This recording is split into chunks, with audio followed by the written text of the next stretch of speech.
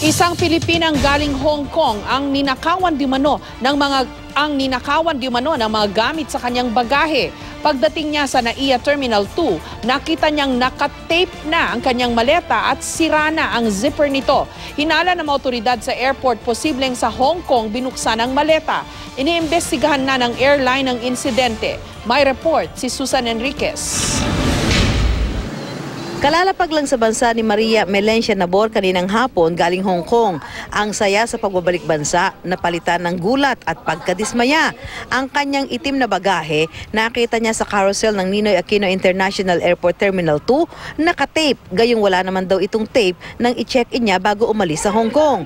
Nung nakuha na niya ang bagahe, lalong nanlumo si Melencia. Sira na ang zipper ng kanyang maleta at maraming nawalang gamit na sa tansya niya hindi bababa sa 50,000 piso. Kasama rito ang ilang alahas, sapatos at mga bagong gamit ng bata.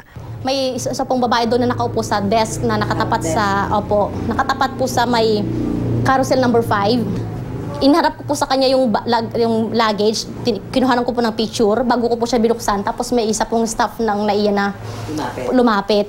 Tapos tinanong po niya ako kung ano pong nangyari. Sabi ko, bukas na po yung bag ko, sira na. Ayon daw sa mga nakausap niyang naka-duty sa airport, posibleng sa Hong Kong daw nabuksan ang bagahe. Kaya si Melecia, wala nang nagawa kundi ideklara na lang sa report ang mga nawalang gamit.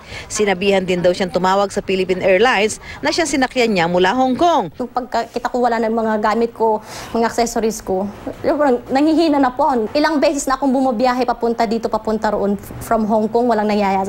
Ngayon lang po nangyari yan sa amin. Sagot naman ng tagapagsalita ng Philippine Airlines na si Cielo Villaluna, sinimulan na nila ang pag-trace sa bagahe sa pamamagitan ng mga CCTV mula sa Hong Kong hanggang dumating ito sa ground handling facility ng PAL.